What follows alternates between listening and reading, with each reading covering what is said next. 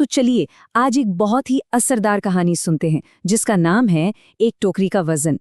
ये कहानी है न्याय की, यादों की और उस अनदेखे बोझ की जो हम सब कहीं ना कहीं उठाते हैं।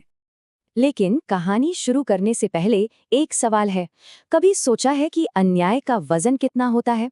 क्या उसे तौला जा सकता है? बस यही सवाल इस पूरी कहानी का दिल है। तो चलिए कहानी के पहले हिस्से में चलते हैं, यादों से भरी एक झोपड़ी में।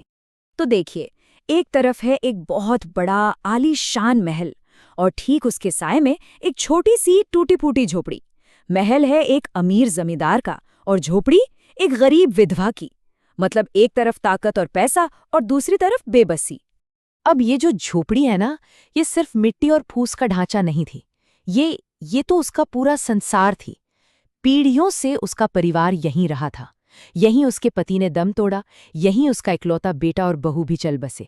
अब वो अपनी 5 साल की पोती के साथ अकेली रहती थी। तो सोचिए उस झोपड़ी की हर दीवार में कितनी यादें, कितना दर्द बसा हो। और फिर कहानी में एंट्री होती है लालच की। देखते हैं कि ये लालच की ताकत क्या क्या करवा सकती है। होता ये है कि वो जो अमीर जमींदार था, उसे अपना बगीचा और बड़ा करना था और उसके आलीशान महल के बगल में वो छोटी सी झोपड़ी उसे कांटे की तरह चुभ रही थी। उसकी नज़र उस जमीन पर थी। तो जमींदार ने पहले तो सीधी उंगली से घी निकालने की कोशिश की, विधवा को झोपड़ी बेचने का ऑफर दिया। लेकिन वो बेचारी अपनी यादों का घर कैसे बेच देती, उसने साफ मना कर दिया।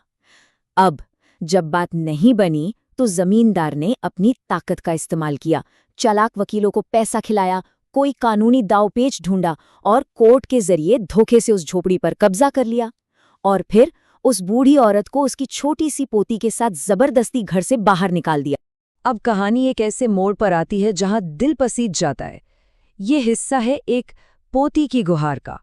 घर तो छिन गया, लेकिन असली तकलीफ तो अब शुरू हुई थी। उस विधवा की जो 5 साल की पोती थी ना, उसने खाना पीना ही छोड़ दिया। वो बच्ची अपने घर छिन जाने का सदमा बर्दाश्त ही नहीं कर पा रही थी। बस उस बच्ची के मुंह पर एक ही रटती, अपने घर चलो, मैं रोटी वहीं खाऊंगी। अब सोचिए, एक दादी के लिए ये सुनना कितना मुश्किल होगा। इन्हीं शब्दों ने उस बेबस विधवा को एक बहुत हिम्मत वाला कदम उठाने पर मजबूर कर दिया। तो वो विधवा हिम्मत करके जमींदार के पास वापस गई, पर झोपड़ी वापस मांगने नहीं। उसकी मांग बहुत छोटी, बहुत मामूली थी। उसने कहा, मुझे बस एक टोकरी भर मिट्टी ले जाने दो। मैं अपनी पोती के लिए उसी मिट्टी से एक नया चूल्हा बनाऊंगी, शायद तब वो एक निवाला खा ले। और बस यहीं से कहानी अपने क्लाइमैक्स पर पहुंचती है। इस हिस्से का नाम है धरती का वजन। जमींदार ने शायद तरस खाकर इजाजत दे दी। विधवा जैसे ही अपनी झोपड़ी के अंदर गई, यादें सैलाब की तरह उमड़ पड़ी। उसकी आंखों से आंसू बहने लगे, लेकिन उसने किसी तरह खुद को संभाला और एक टोकरी में वहां की मिट्टी भर ली। मिट्टी भरकर जब वो बाहर आई तो उसने जमींदार से एक और छोटी सी मदद मांगी। उसने कहा, महाराज, बस जरा ये टोकरी मेरे सिर पर रखवा दीजिए। जमींदार को पहले तो बड़ा गुस्सा आया कि ये औरत मुझसे ये काम करवाएगी, लेकिन फिर शायद उसकी हालत देखकर उसे दया आ गई। और यही वो पल था जिसने पूरी कहानी पलट दी। उस घमंडी जमींदार ने टोकरी उठाने के लिए हाथ बढ़ाया और अपनी पूरी ताकत लगा दी, लेकिन टोकरी 1 इंच भी नहीं हिली। वो वहीं की वहीं जमी हुई थी। जमींदार का चेहरा शर्मिंदगी से तमतमा गया। तब उस विधवा ने शांत आवाज में लेकिन बहुत गहरे शब्दों में कहा, महाराज, आपसे तो एक टोकरी मिट्टी का बोझ भी नहीं उठ रहा है। इस झोपड़ी में तो ऐसी हजारों टोकरियां हैं। इसका बोझ आप पूरी जिंदगी कैसे उठाएंगे?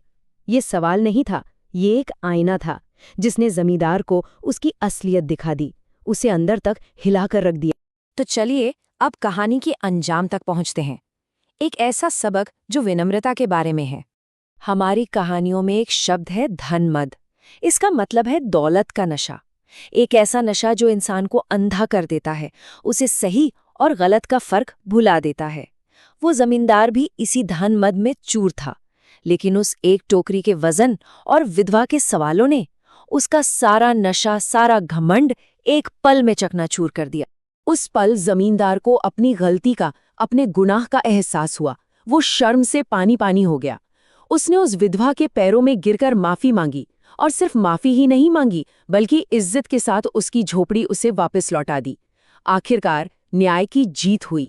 तो ये कहानी यहीं खत्म होती है, लेकिन अपने पीछे एक बहुत बड़ा सवाल छोड़ जाती है।